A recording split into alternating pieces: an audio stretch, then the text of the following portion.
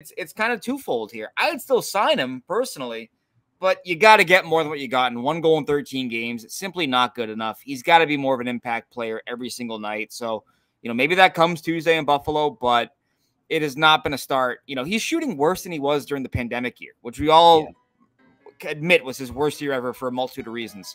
I mean, this is a tough start for him.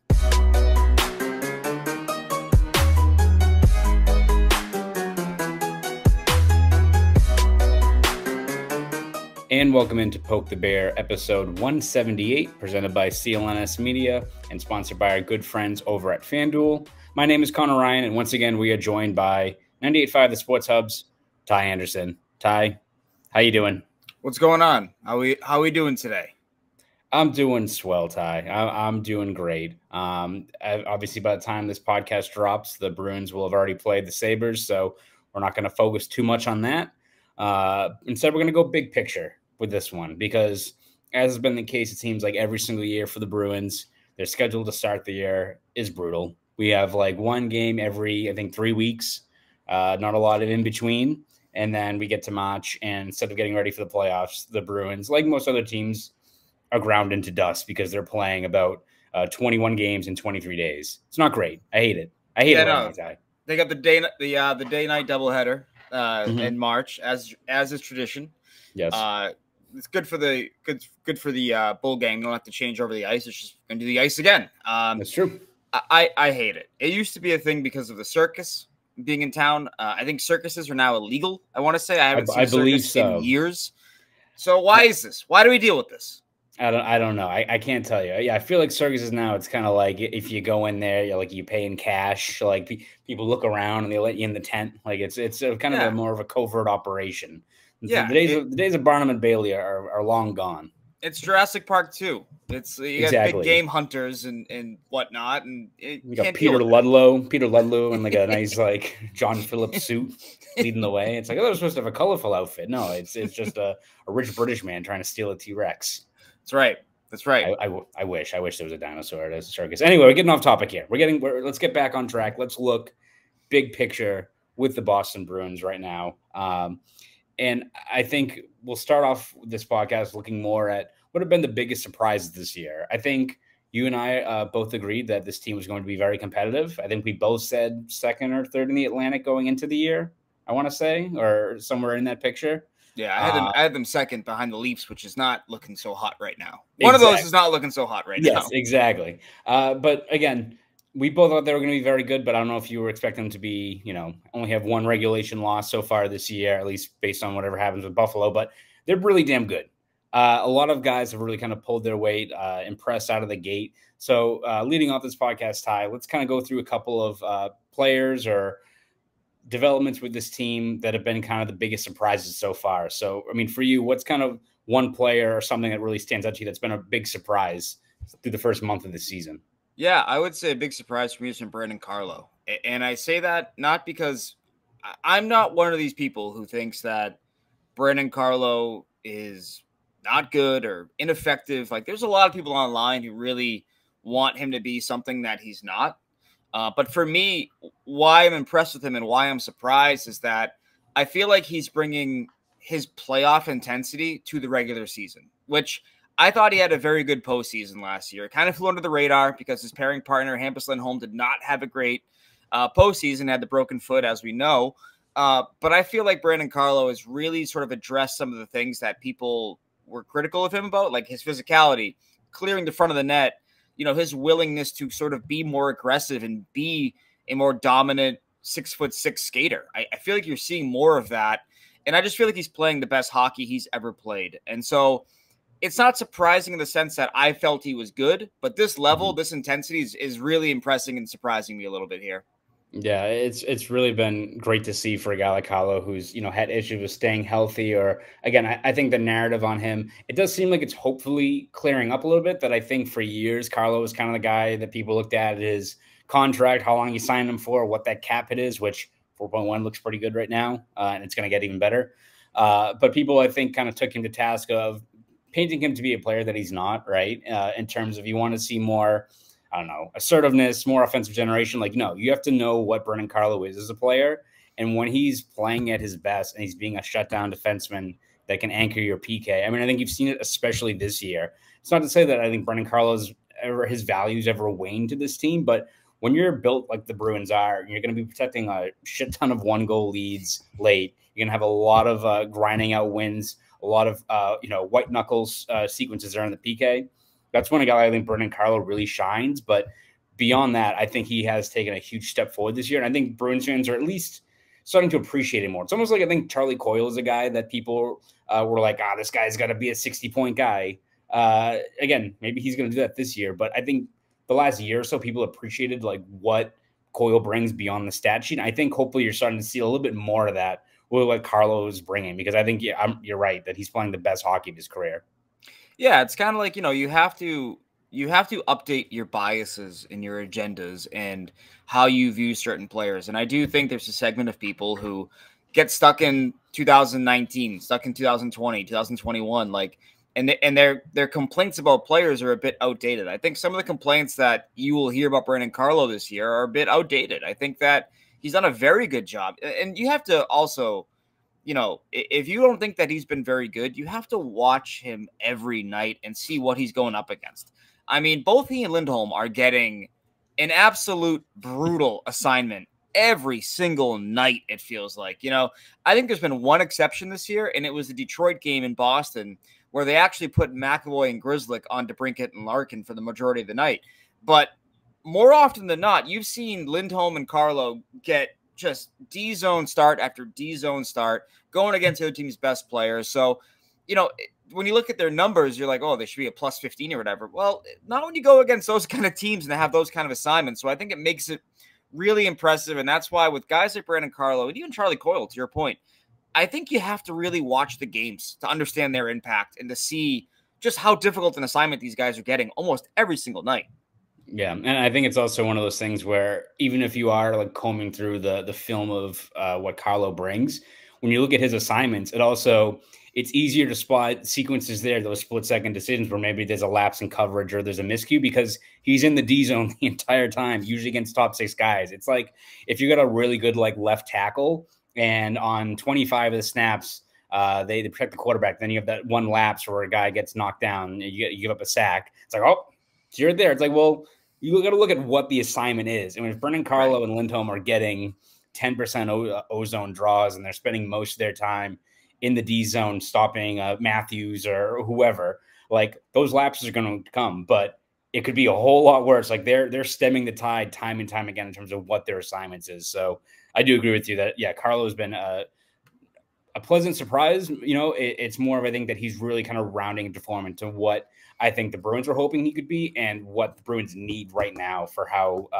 the way this roster is built. So no, that's a good one, Ty, for you. For me, I'm going to go JVR. I think that's a guy that you look at the Bruins approach this offseason, the Moneyball Bruins, in terms of trying to max out value and find guys for affordable deals that can fit in areas. I think JVR has been a home run so far. I mean, 11 points in 14 games. You've seen his skill set really utilized on the power play at the net front, how good he is with those kind of split-second passes down around the crease that can lead to grade A chances. And so far, he's looked really good with what has probably been your most impactful forward line with Coyle and Trent Frederick. And again, I think it's all within the context of what the Bruins are looking to get out of JVR and who he's replacing, right? Like, as much as people want to talk about Tyler Bertuzzi, which it does seem like that's kind of quieted down considering what's kind of going on up north. I think JVR has been a home run in terms of, I mean, hell, he could have 6 points in 14 games and 1 year for $1 million would be great. But I think he's really kind of impressed so far in these kind of new surroundings. He's been a great fit right out of the gate. Yeah, what I like about him too is that he has been, really effective in terms of just like being with anybody. I thought this was a guy that you were going to have to hyper manage in terms of like how you utilized him, where you utilized him, who he played with.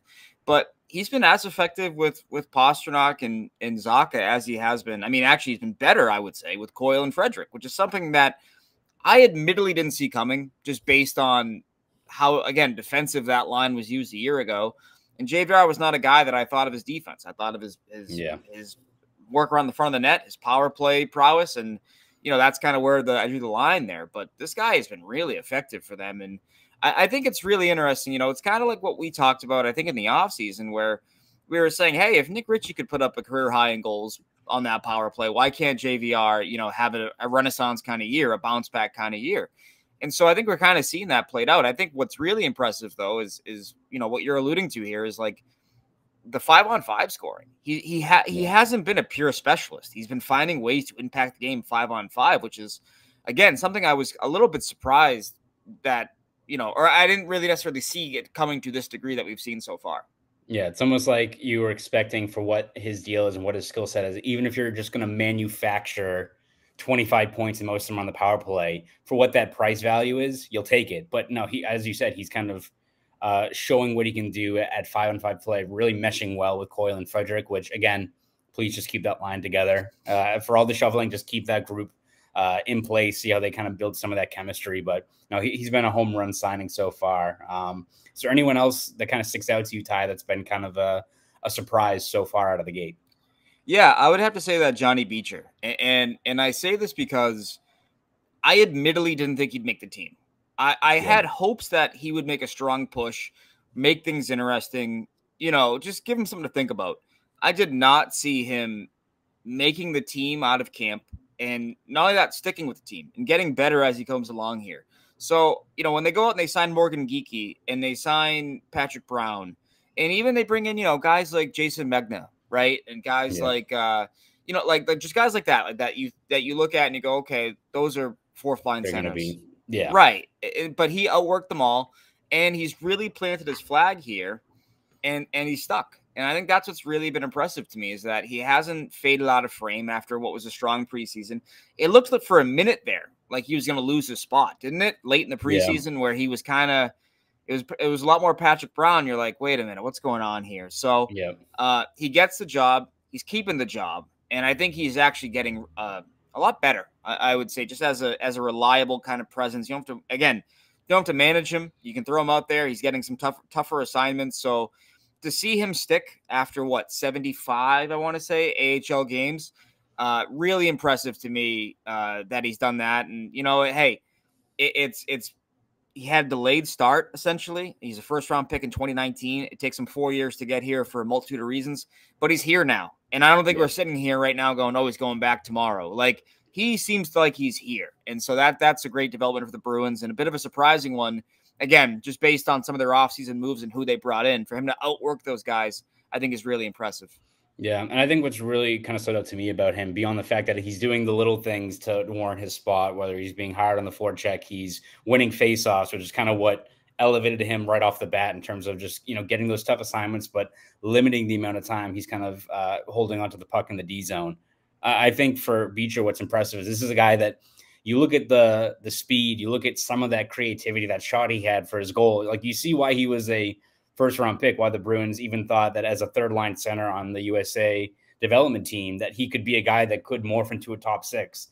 I don't think he's that, but I think when you look at his skill set, and I think he's accepted how he needs to play and not to overcomplicate his overall style of play, to kind of just focus in on being just a really strong north-south skater, really strong on the forecheck and generating offense that way. Like, I talked to him after he scored that goal, and it's like, yeah, that's a great, that's probably the best goal I've scored as a pro, but I know, forcing turnovers behind the net, crashing the net, those things, like, that's my best avenue towards generating consistent 5-on-5 offense out of that role. And I think not only the fact that he's been solid, but the fact that we talked going into the season of how good a fourth line of Lucic and Lauko and Beecher could be. He's kind of just had a rotating cast of players in that spot, and his overall approach, his style of play hasn't really waned. So now that you have Lauko back, now that you have Lucic hopefully back within another week or so, if Beecher's staying steady and playing this style of play, that at least offers hope that once those guys get back and healthy and they start generating a little bit more chemistry together, you'll see even more and more returns. Because I think we both agree that fourth line, when healthy, can do a whole lot of damage if they're all really engaged out there. Yeah, I love the idea. We've talked about this before, the idea of having two speedsters with a space-clearing net front presence like Lucic. That's how you maximize those three players, collectively and individually. And so I think that's a great fourth line. And don't sleep on a guy. I've been very impressed with Oscar Steen. It's been a small sample size, I know, but I think he's been really good in that fourth line role. And so there's no shortage of competition there between Steen, between Danton Heinen, who I think is a guy who plays just happening. When he's out there, good things are happening more often than not for the Boston Bruins. So, they have a nice surplus here of bottom six talent, which I think, again, for a team like this, built the way they are, it's important because you're gonna have to win in a variety of ways. You're going to face teams that are built differently. You're going to have teams that are more physical and that teams that are more skilled. So to be able to kind of rotate how you have your fourth line complexion, I think it's huge. I think it's huge for the Bruins. So I like that part of their game. And I think it all begins, though, with Johnny Beecher. He is the nucleus of that fourth line. We're talking about all these guys that have played well. The constant there has been Johnny Beecher at fourth line center. So that's got to remain the case. And hopefully it does, because I think, again, he's been a surprisingly strong addition for this team. Yeah. And for me, finally, my last kind of big surprise, I'm going to go with a bit of a cop-out, but Charlie Coyle, just because the fact that his offensive game, you're seeing better returns there. Again, I don't know if he's going to have a hat trick and 4-point nights. I don't know if he's going to finish. I think he's on pace right now for 70 points. I don't know if he's getting there. I think if you're a Bruins fan, you'll be doing a backflip if he gives you 50, right? Like just in terms of his added minutes. But I think what's most encouraging about Coyle is that you're seeing a little bit more of that offensive production that this Bruins team needed when you look at just how much offensive talent you lost in the offseason. But he's generating more chances. He's being a little bit more impactful in the offensive zone. But his defensive game, like his bread and butter, what made him such a valuable piece to this team last year, also hasn't waned. Like it's not like he's generating more offense, but that's because Jim Montgomery's given him 70% ozone starts. Like there's still that line with him and Frederick and JVR is still operating as kind of their shutdown line, getting 20-30% ozone starts, a lot of really taxing minutes, still playing a key role on that PK. So it's almost like the way that he's been deployed, you run that risk of like, all right, we're getting more offense out of him, but this Bruins team, the way they're built, should never, I think, sacrifice kind of their cornerstone stingy defense in order just to get better returns at 5-on-5 play. That's a losing strategy that you can really kind of that can go downhill in a hurry if you start sacrificing defense for offense. And that hasn't been the case with Coyle so far. Like he's getting those same reps, those same really critical assignments from Jim Montgomery, but he's also producing more on the other end of the ice, which is huge. Yeah, absolutely. And here's an interesting stat, I think, that really speaks to the difference between Coyle his first few years here and Coyle this year. Now, this is entering the Buffalo game, so it may die tonight. But through 14 games, he has not gone 2 games in a row without a point. He is finding consistency. He's finding ways to be a constant factor in their game. And even the nights where he doesn't have a point, he's winning 70% of his faceoffs. Like he is finding ways to have an impact on the game every single night. And part of that, again, is just going to his bread and butter. The other part of that is the increased role usage in the power play. He's playing power play. He didn't play power play at all last year, and so but I think that's the thing that's impressed me the most. He's another guy. If we were doing 3, he'd be my third one, to be honest with you. But it's just a consistency. It's not going multiple games in a row without a point, because I think that's kind of when, that's when the grumbling about him gets loud, right? Is that he's making over $5 million and you're dealing with a 4-game pointless drought. That's not great. So he's finding a way to be consistent, to be there every night. And I think that's been a huge boom for this team, honestly. Yeah. So, I mean, we got 2 veteran stalwarts. We got a rookie centerman, and we got a free agent pickup signed for $1 million. So it's been a pretty good mix so far for the Bruins as to why they're, at least as of when we're recording, 11-1-2. It's not too shabby. All right. Before we kind of dive into the second half of our podcast, let's take a brief break, listen to our friends and sponsors over at FanDuel. Score early this NFL season with FanDuel, America's #1 sportsbook. Because right now, new customers can get $150 in bonus bets with any winning $5 moneyline bet. That's $150 if your team wins. Now is the best time to join FanDuel. The app is easy to use and you can bet on everything from spreads, player props, over-unders, and more. And frankly, that's the best part about FanDuel, that you can bet on anything. You want to bet on how many wins the Patriots are going to have this year? Be my guest. Maybe how many shutouts Jeremy Swayman's going to have this season? Go for it. You can really do it all. So bet now on an app that's safe, secure, and super easy to use. Plus, when you win, you can get paid instantly. So visit FanDuel.com/Boston and kick off the NFL season with an offer you don't want to miss. FanDuel, official partner of the NFL. Ty, I got to tell you, I don't know if the FanDuel read on the actual podcast is the same as the one we have on the audio video recording. I'm gonna have to change that copy a little bit. I can't have Mac Jones be in my bets anymore. Might not work out. It's a bad decision. It's a bad idea. That's a bad idea. I had a couple last night that hit. I was very happy about that. Islanders to score first against the Oilers. Felt like I had to do that. That Oilers team has been real leaky. They come back to win the game, which also helps you Connor McDavid anytime goal scorer bettors out there. I'm not going to name names, but sometimes got to take the chance on that. It feels like a good odd always. I mean, the guy's a freak. The guy's I would think so. But yeah, no, absolutely. Mac Jones, no. Unless the bet is to get under 7 points, then that's free money, baby, every time. Absolutely. Yeah. Well, once again, shout out to FanDuel. All right, Ty. So as we get to the second part of this podcast, we can't have too much positivity, of course. We gotta take a critical lens here. For you, what has been kind of your biggest disappointment out of the gate for this Bruins team? Jake DeBrusk.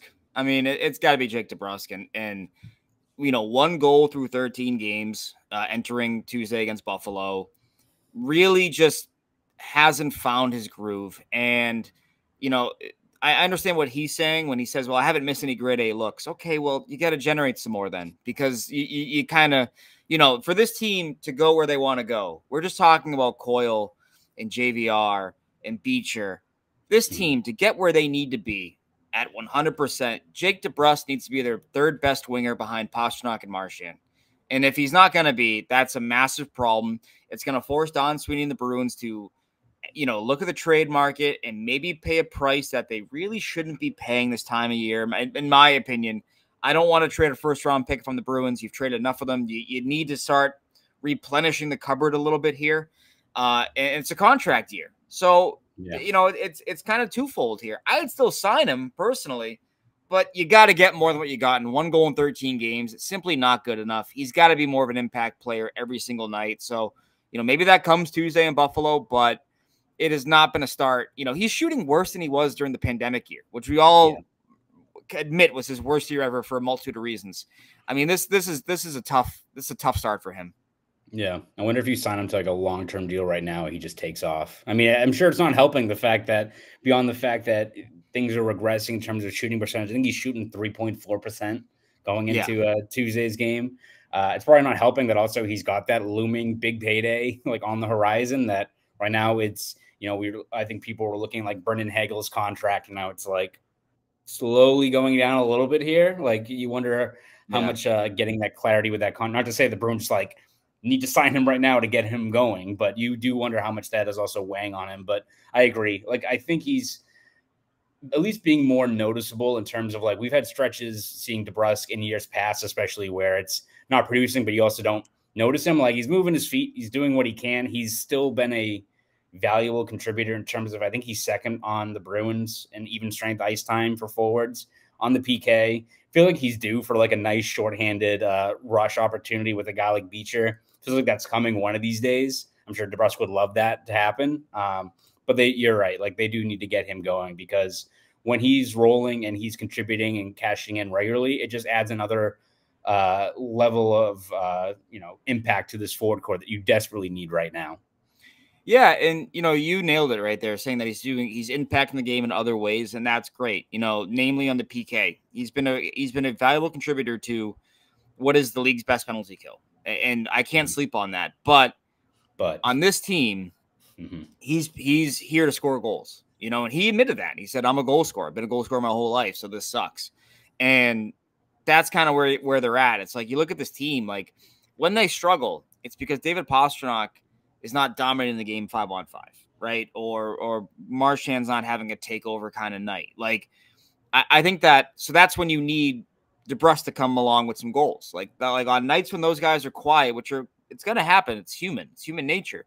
You need your third best, fourth best players to contribute. And that's DeBrusk. He's one of those guys. So for him to kind of still be looking for his game, approaching Thanksgiving, that is not what the Bruins ordered this year. Absolutely. So hopefully, whether it's Buffalo or something pretty soon, he starts snapping out of it because you need more steady 5-5 production there from DeBrusque, no doubt. For me, I'll go. I think mine again. When your team's 11-1-2, you're trying to scrap the bottom of the barrel a little bit. I'll still go with Lindholm in terms of the offensive production, and I know this is a guy that is his most important duty is logging heavy minutes a night, being a shutdown defenseman, and I don't think it's fair to expect him to be the 50-point guy he was last year when he was a top 5 finalist for the Norris. But still, I think when you look at what Jim Montgomery has always preached about generating more offense, a lot of that coming off of the blue line, whether it's there's a little bit more of a shot first mentality, looking for rebounds or tips down low, jumping up to the play when needed. Just want to see a little bit more assertiveness, I would probably say, from Lindholm when he has those opportunities in the offensive zone. Because unlike a guy like a Forbert or what have you, like he has the means to, I think, pull on the rope just a little bit more of the offensive zone. So not to say that he's been a bust or people think that, like we need to talk about Hampus Lindholm and what he's doing. The bread and butter of his game's still there. But I think when you're looking at this team that really has to scrap and scrape for consistent 5-on-5 scoring, ideally you get Lindholm going just a little bit more on the offensive zone. Yeah, I think that, I got into this over the weekend on Twitter with a lot of people basically saying that, no, it's a purely defensive kind of role right now. However, I will agree that offensively, you'd like a little bit more. And namely, I feel like where he's taken a step back is his offensive risk taking in terms of shooting the puck. Right now, through 14 games, he has 19 shots on goal. Yeah. Last year, he had almost 160 shots through 80 games. Like, that's a full shot per game drop off. I feel like his hands are not as quick as they were a year ago in terms of getting that shot off, getting it on goal. I feel like he's not activating nearly as much as he did a year ago in terms of getting down low and opening things up for his line mates, or whoever's on the ice with, for that matter. And so I think that's something that I am noticing. That is something that I think is real, is that the offensive, A, the risk taking, B, the willingness, is not there like it was a year ago. Now, is that physical? Is that mental? Is that no, I got to play defense. I don't really care about this right now. Like there is, I think there's a number of answers there, like possible answers there, obviously. So I agree that offensively, he's got to get going. And I think that's the important distinction that I want to make when I say I'm disappointed in him, is that I think defensively, he's given you quite a bit. I just think offensively, you're not getting that 50-point kind of guy that you got a year ago. And I wonder, Connor, like, is that unfair to him? Like, for us to sit here and expect him to put up 50 points and a plus 60 or whatever it was, like, is that just out of the realm of possibility? Yeah. Is it, I do wonder there. But no, if you go back to his first year here, the 10-game, the 10-game run or whatever it was, he still produced at, what was it, 6 points, five or 6 points? Like, I believe so, yeah. So he had the pacing of a 40-point season. You know what I mean? So, like, he's got to get that part of his game going. I just wonder what the holdup is. I wonder if it's physical or if it's mental. I'm starting to wonder about him in terms of, like, why isn't it coming? Beyond just the role and the usage. Yeah, because it's something like that where I don't think it's fair for him to be like, where's this 55-point season? It's like, oh man, he's not being a top 3 Norris finalist again. Like, I don't know if that's fair to weigh that against him, but I think the expectation is really, really strong defensive metrics. Obviously, 22, 23 minutes a night. 30, 35, 40 points, I think, is kind of right in his wheelhouse, which gives you a pretty damn good defenseman, especially if he's kind of the number 2 guy there. So we'll see how he kind of builds off of that. Hopefully starts generating a little bit more offense there. Also, maybe having a few guys that are better at finishing plays might help him out a little bit there. So again, that's why a guy like DeBrusque, getting him going could help a little bit in terms of getting other guys involved there, even if it's maybe a few more secondary helpers for Lindholm. So yeah, I mean, could he get on the power play? Like, is that something that we could maybe consider with him? Like, could he get on the power play? Because I feel like that would help him quite a bit. Yes, absolutely. So it's definitely something worth keeping tabs on there for Lindholm in terms of, again, I think he's been really, really strong, but just need a little bit more offensively just to get, I think, the rest of the team going as well. All right, Ty, to end this podcast, one last question. Who's an unsung hero you think that's been on this Bruins team so far out of the gate? It's a great question. I am probably this is so hard. You know what? I'm gonna say Joe Sacco. And that sounds so weird. The way that they've had to tweak things defensively I think to be in games, to win games, to close out games, to know the vibe of when to sit somebody or when to give them more rope, I think it's been so crucial. They've had so many white knuckle finishes here, and I think it's really come down to riding the right guys in the right moments. And so I think that comes down to Sacco, who's running the defense this year. I think his eye for when to let guys go and when not to has been really kind of huge for this team because, again, like, they're not as talented as they were a year ago, right? And it's easy to look at the goaltending and, kind of how they performed. But I think defensively, the PK work that they've put forth, the mixing and the matching they've had to do because of Forbert, because of Grzelcyk, because of McAvoy, like, it's required a lot of movement, I think, from Joe Sacco. So I have to give him credit. It's a non-player. I know it might be a bit of a cop-out, but I just think with the PK work and the defensive shuffling, he's had to work some serious magic with this group, and I think he has so far. Yeah, no, that's a great pick because, again, you can look at all the different moving parts up front, the roster turnover, and I think people take it for granted, but it also has to be on the coaches to adjust with what you have, right? Like, this is a team that's bread and butter has been kind of strong defensive game, building from the net out, but also you have to tweak some of those things to work with what you got. And this was an entire offseason of turnover for this team. So I think that's a great pick, Joe Sacco, and just the whole coaching staff of how they've kind of adjusted their overall approach to get the most out of this. Wouldn't call them ragtag, but it is a overhaul, definitely up front team that has to kind of change their approach a little bit to get out to this really, really strong start to the year. For me, I'm going to go a guy who's currently injured right now, but I think every time I see him out there, I think he's doing the little things to help out the team. I'm a big Morgan Geekie guy. I'm leading the Geek Squad. I think he's a guy that whatever his role is, whether, especially I think with Matt Poitras, I think you saw a lot of really good chemistry there. I think it just makes the simple, smart plays that I think falls in line with what you're looking for out of this team. I was surprised to see that. I think he's leading the Bruins in high danger chances per 60 minutes. Like, that's wild. Yeah. So again, but I always feel like when you really notice him, it's either along the board or it's especially like behind the net. The guy's always, even though he is 6'3", but he's not the biggest guy. He always seems to be like holding on to pucks. Always seems to like generate a good look or a grade A setup feed off of like a backhand pass, what have you. Like, he's pretty crafty and strong on his skates in those spots. And I think whether it's with a guy like Poitras, like I'd be intrigued. It stinks that he's hurt, but like a DeBrusk, Poitras, Geekie line, like what that could do if you want to keep them together. I think just his versatility, the way he, I think, fits in with what this team's looking to build. Hopefully he's back pretty soon because, again, I don't know if this is a guy that people were expecting was going to have a 40-point season just off of the fact he was getting more reps than he had with Seattle. Again, it helps when you have Daniel Sprong on his line in Seattle, who was shooting, I think, 45% last year or something like that. It was some unsustainable thing. So I think that was a bit of a reach, but I think for what you have in terms of his versatility, his ability to impact the game, and how I think he meshes with what the Bruins are looking to achieve in terms of their approach in the offensive zone, I really like what Geekie's brought so far. That's a great pick. I think that, again, an unheralded kind of signing in terms of I think he's one of these guys, it sounds so weird, I know, that his name works against him.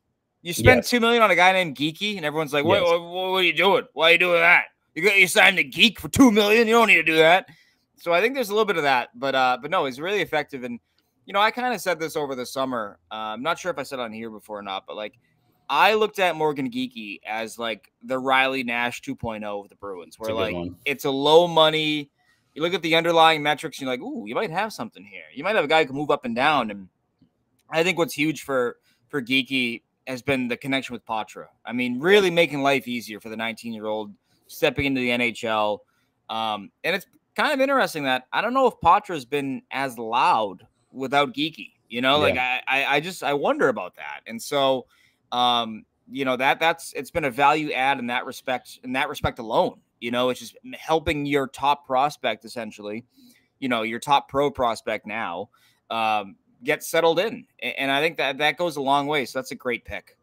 Yeah. So hopefully he gets back healthy along with a couple other Bruins. Obviously, we didn't talk about Lucic, who I thought was really, very strong through the first 4 games in terms of what he could offer. And it's more of a fourth line role. A lot of guys banged up on this team that is still 11-1-2. As of recording. So a lot of really positive things to draw from this team so far, and we'll see how they do tonight against the Sabres. I'm sure we'll break that down in the days and weeks ahead. But Ty, before we let you go, anything you'd like to plug? I mean, not plug per se, just I'm online.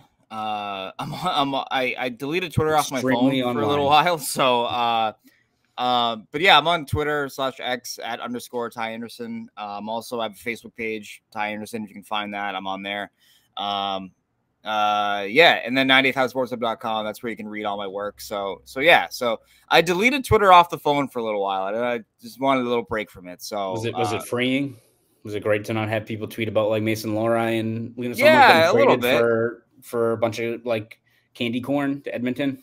Yeah, no, it's great. It's definitely like it's good to do that every now and then, because I don't think human beings should be exposed to everyone's opinion about them 24 hours a day. I think it should be harder to contact people than it is. Yes. Right. And so I think that's kind of how I felt. So nice little shutting off for a little bit and just touching grass. If I can find some out there, we'll see. Exactly. Bring back the carrier pigeon. That's how you should reach someone now, is bring back the World War I carrier pigeon. So yes. And obviously you can read any of my stuff over at boston.com. If you want to follow me on Twitter, X, whatever the hell it's called, you can do that at Conor Ryan _93. So this has been the latest episode of Poke the Bear podcast. Once again, I am Conor Ryan. That is Ty Anderson. You guys have a great rest of your week.